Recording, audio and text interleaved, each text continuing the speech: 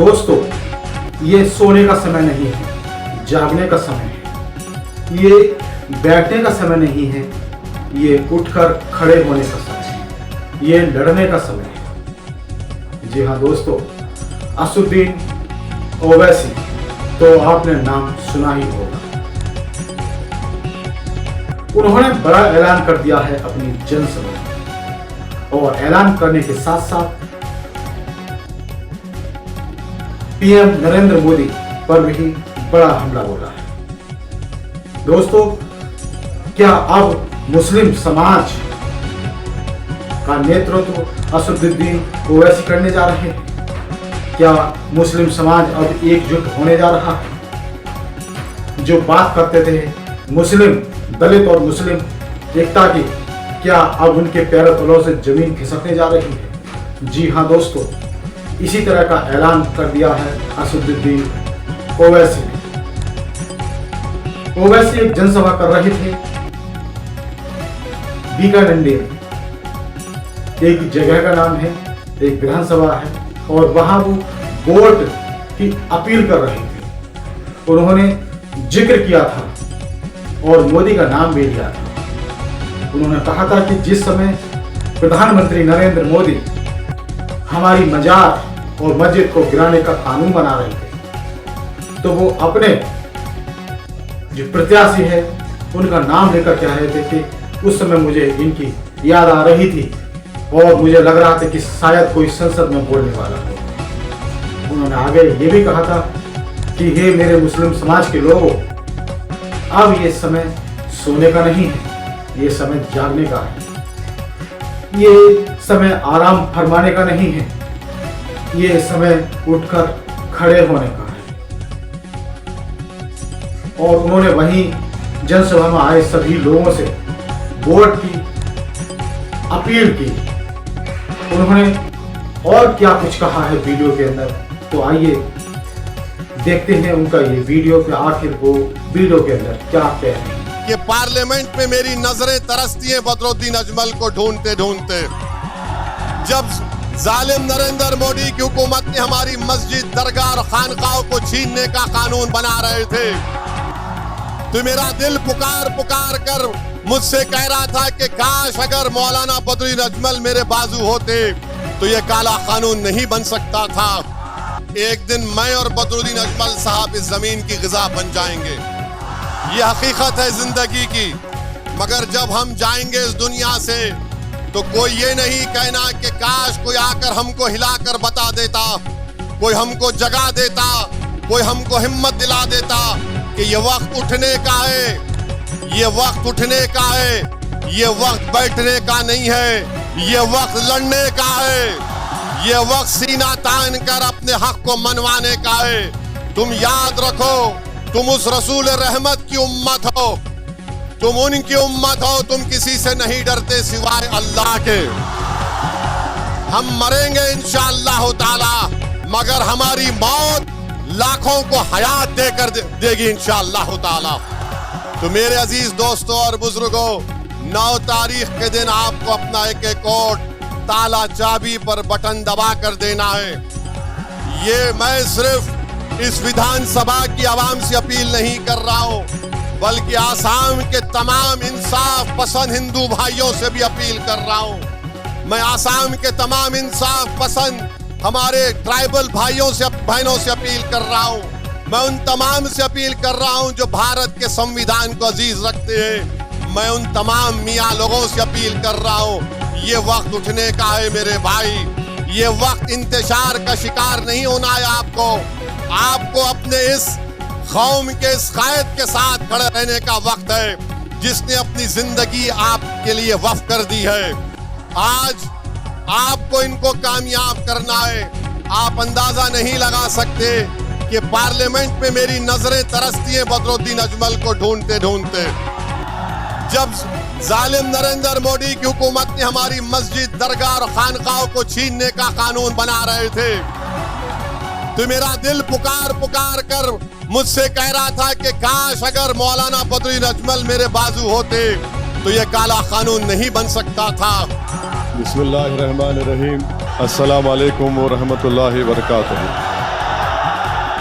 मोअज़्ज़िज़ हाज़रीन इकराम, बुज़ुर्गान कौम और मिलत, मेरी इज़्ज़तदार माँ और बहनों, गयूर नौजवान साथियों, मेरे बड़े भाई, मेरे मोहसिन हज़रत मौलाना बदरुद्दीन अजमल साहब, सदर AIUDF, वो सदर जमीयतुल उलमा आसाम,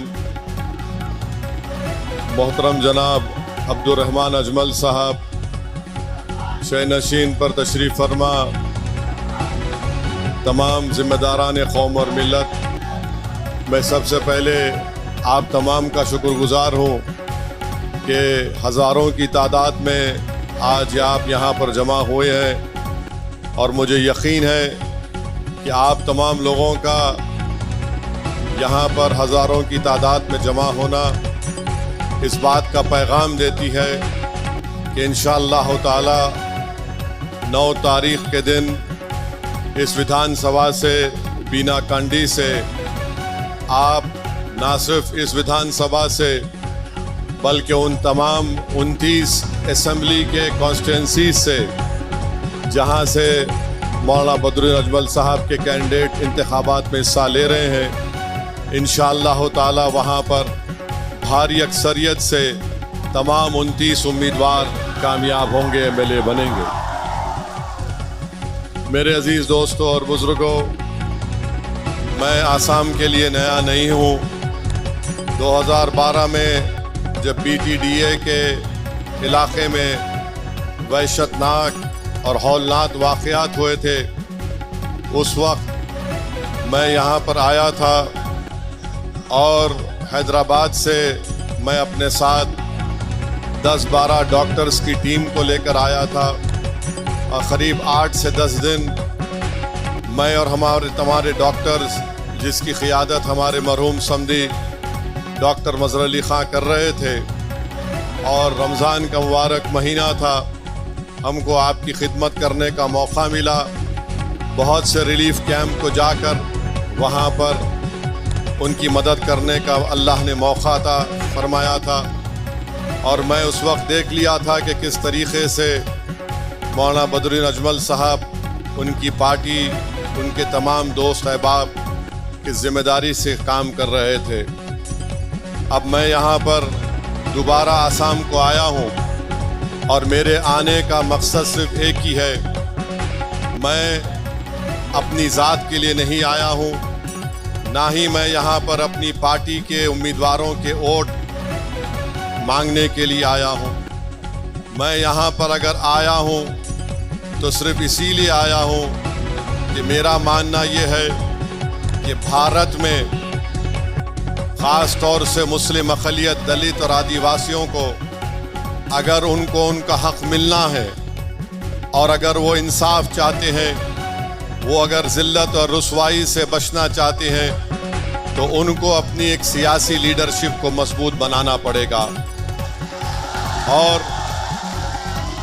मैं इसलिए भी आया हूँ कि पिछले कई साल से मैं इस बात को देख रहा हूँ, महसूस भी कर रहा हूँ, खून का घूंट भी पीता हूँ, आँख से बाज़ वक्त आंसू भी निकल जाते जब आसाम में मियाँ लोगों पर जुल्म की दास्तानें देखता हूँ, पढ़ता हूँ और सुनता हूँ।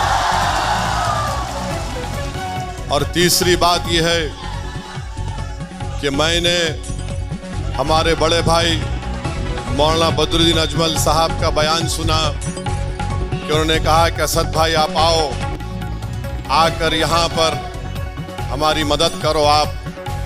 तो मेरे भाई, ईमान का तकाजा ये होता है कि अगर किसी के जिस्म के किसी हिस्से में दर्द होता है, हमारा ईमान उसी वक्त मुकम्मल होता है जब हम आपके दर्द को, आसाम के मियाँ लोगों की दर्द को हम हैदराबाद में बैठ कर अगर महसूस करेंगे, तभी हमारा ईमान मुकम्मल होगा। चौथी बात यह है कि बड़ी मुसीबतों से, मुश्किलात से, ईसार और कुर्बानियों से आपने यहाँ पर अपनी एक सियासी लीडरशिप को पैदा किया है। अभी मौलाना बदरुद्दीन अजमल साहब अपने मुख्तसर से खिताब में फरमा रहे थे कि हज़रत मौलाना असद मदनी साहब रहमतुल्लाह अलैह कि ऐन ख्वाहिश के मुताबिक उनके हुक्म पर इस पार्टी की तश्कील दी गई थी। तो मुझे रोकने की बहुत सी कोशिशें की गई। बहुत से लोग कांग्रेस के भी थे जो मुझसे कह रहे थे कि ओवैसी साहब मत जाओ, आपको जाने की ज़रूरत नहीं है, फुला ऐसा है। बहरहाल अपने किस्से कहानियाँ सुना रहे थे। बास कह रहे थे कि आप इलेक्शन के बाद जाओ। मैं ईमानदारी से आपसे कह रहा हूँ कि मैंने मदीने शरीफ में रमज़ान के महीने में नमाज इस्तिखारा किया और मैंने कहा अल्लाह, मैं नमाज अदा कर रहा हूँ इस वास्ते के क्या मैं आसाम में जाऊँ, और अगर जाऊँ तो अजमल साहब की मदद करूँ या नहीं जाऊँ। अल्हम्दुलिल्लाह अल्लाह सुब्हानहू तआला ने मुझे मौका दिया आपके दरमियान में आने का, और मेरी अल्लाह से दुआ है कि अल्लाह सुब्हानहू तआला आप तमाम पर अपनी रहमतों को, अपने फजल को नाजिल करे, और अल्लाह सुब्हानहू तआला आसाम के मुसलमानों की मुसीबतों का खात्मा कर दे, और जो लोग जुल्म कर रहे हैं अल्लाह उनको इस जुल्म से रोक दे, अल्लाह उनको हिदायत दे। अगर वो जुल्म करते रहेंगे तो फिर अल्लाह उनको देख लेगा इंशाअल्लाह ताला। और कांग्रेस के लोगों से बोल रहा हूँ, आप कितना भी कोशिश कर लो, अल्लाह जब तक असदुद्दीन ओवैसी को जिंदा रखेगा, जहां कहीं भी मुस्लिम पॉलिटिकल लीडरशिप को बनाना है, मजबूत रखना है, जिंदा रखना है, मैं हाजिर था और हाजिर रहूंगा इंशाअल्लाह ताला। मैं कोई बड़ा काम नहीं कर रहा हूँ। मैं मेरे भाई, बड़े भाई मौलाना अजमल साहब को देखता हूँ तो मेरी ज़बान से बेसाख्ता दुआ के कलमात निकल जाते हैं कि अल्लाह इनको सलामत रखे, अल्लाह इनको सेहत दे, और ये आपकी और सही तरीक़े से, बेलौस तरीक़े से खिदमत करते रहें। हम तमाम खादिम हैं आपके, हम तमाम आपके ग़ुलाम हैं, हम तमाम आपके नौकर हैं। आपकी वजह से हम यहाँ पर खड़े हैं। इसमें अल्लाह का करम है, सदका है नबी करीम सल्लल्लाहु अलैहि वसल्लम का, अहले दिल की दुआएं हैं। असदुद्दीन ओवैसी कोई बड़ा आदमी नहीं है, असदुद्दीन ओवैसी आपकी तरह आम आदमी है।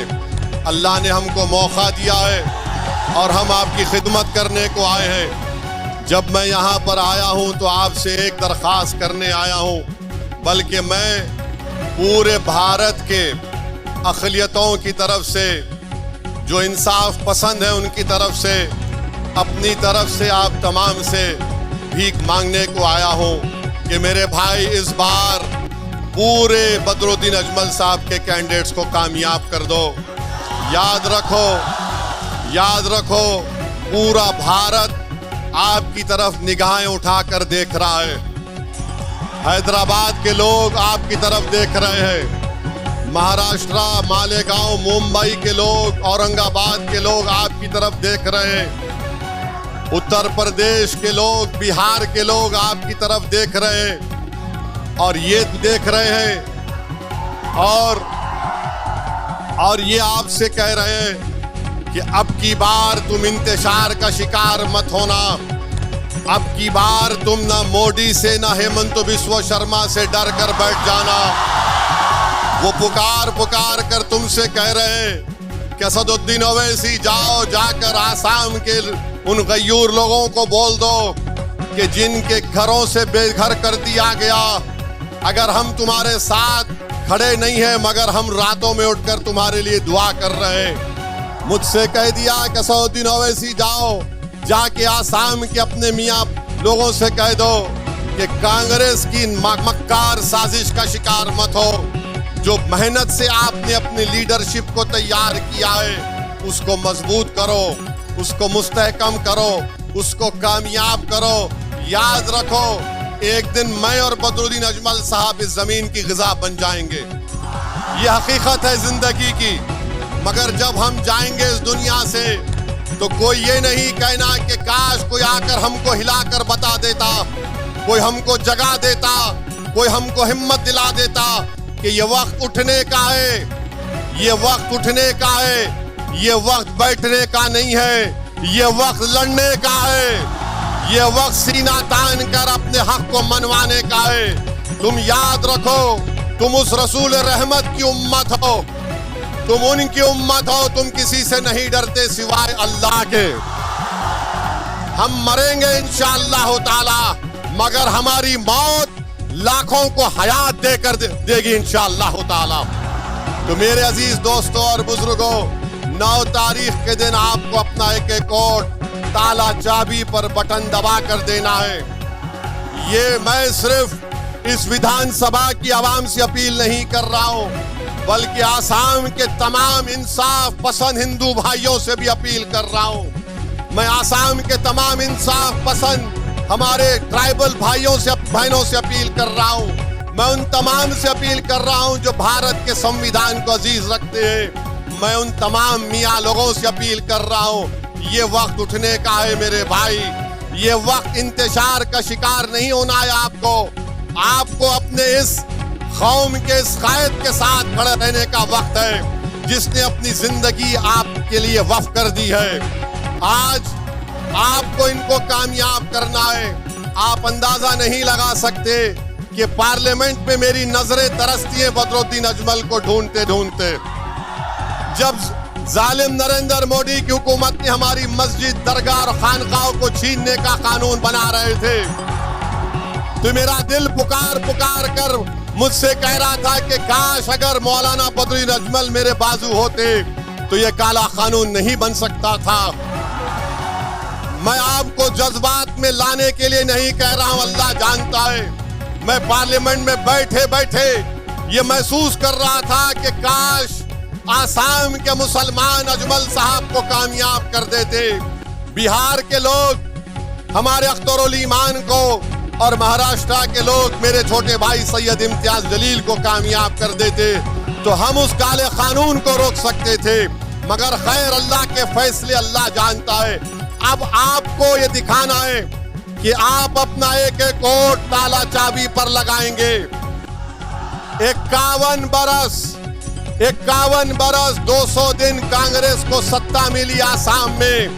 क्या मिला मियाँ लोगों को मिला डिटेंशन मिला, मियाँ लोगों को फॉरेनर्स ट्रिब्यूनल मिला, मियाँ लोगों को वो तमाम BTDA के वो तमाम मामलात मिले जिसमें हम बेघर हो गए। 51 बरस में वही कानून लैंड ग्रैबिंग का बनाया गया था। कौन था मंत्री? रकीबुल मंत्री थे। उस कानून का इस्तेमाल करके आज ये हेमंत बिस्वा शर्मा जो वक्त का फिरौन बना हुआ है, अल्लाह उसको देख लेगा इंशाअल्लाह ताला।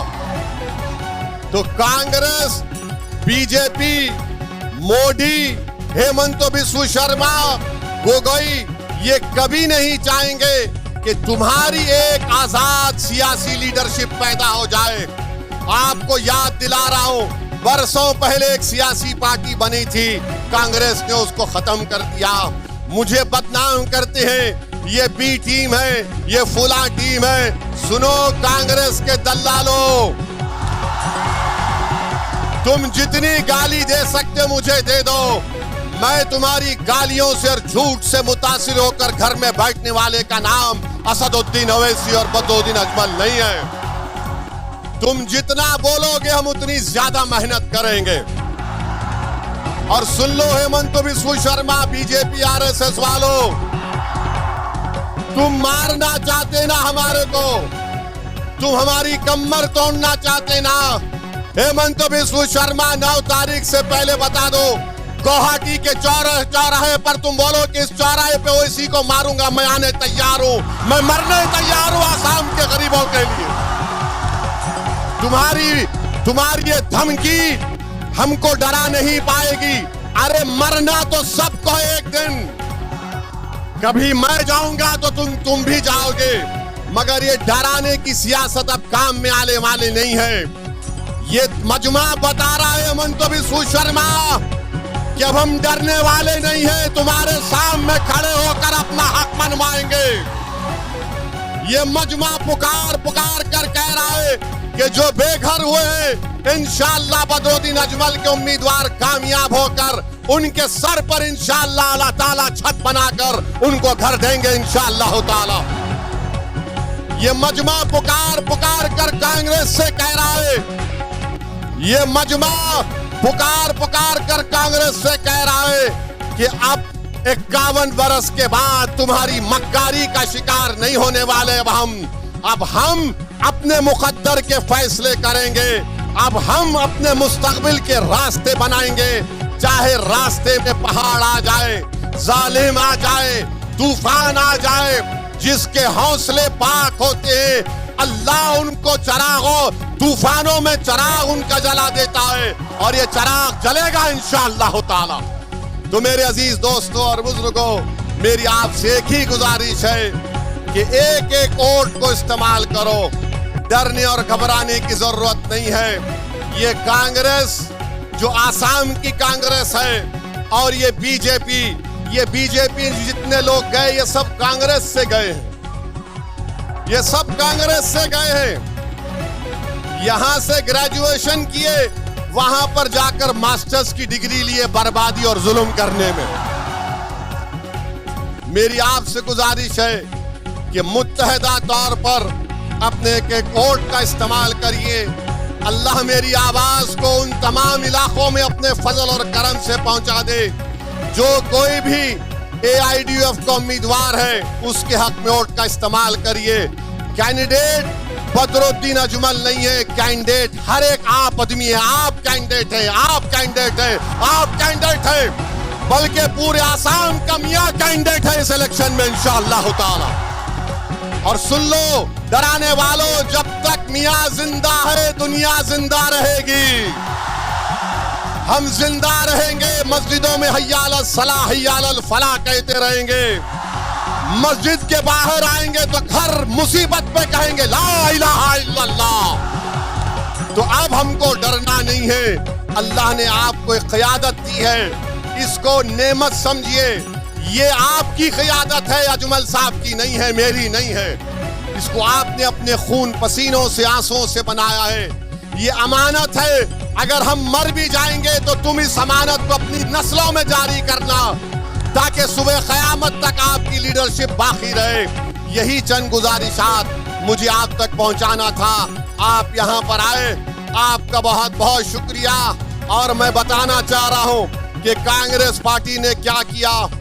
यहां से लुरिंग ज्योति गोगोई के कैंडिडेट को दिया। ये कौन है आप जानते हैं ना, जिसने 20 लाख ऑब्जेक्शन के फाइल दाखिल किए थे मियां लोगों के बारे में NRC जब हो रहा था। और कांग्रेस ने ऐसे आदमी को मेरे भाई बदरुद्दीन अजमल के सामने खड़ा किया जो आपकी सिटीजनशिप को छीनना चाहता था। अब आपका काम यह है कि जिसका घर जालिम ने लूटा, जिसको गोलियां मार दी, जिसका नाम निकालने की कोशिश की गई, 9 तारीख के दिन आप बाबा साहिब अम्बेडकर के संविधान को इस्तेमाल करके इन तमाम का जवाब आपको देना है। जिसको बेघर किया गया उसका जवाब ताले चाबी पर बटन दबाना, जिसको मारा गया उसका जवाब ताला चाबी पर वोट लगाना, जिसके बच्चों को यतीम किया गया उसका जवाब ताला चाबी पर बटन दबाना, जिसको जेल में डाला गया उसका जवाब ताला चाबी खुफल पर वोट डालना, जिसको तकलीफ पहुंची उसका जवाब क्या होगा, बदरुद्दीन अजमल होगा। जिसको मोहब्बत होगी मियां से, जिसको मोहब्बत होगी मियां से, वो ताला चाबी पर बटन दबाएगा इंशाअल्लाह ताला। तो आप लोग 9 तारीख को क्या करेंगे? क्या करेंगे 9 तारीख को? दूर तक बताइए। क्या करेंगे 9 तारीख को? क्या करेंगे 9 तारीख को? क्या करेंगे 9 तारीख को? तो लगाओ मेरे साथ नारा, नारे तकबीर, नारे तकबीर, नारे तकबीर।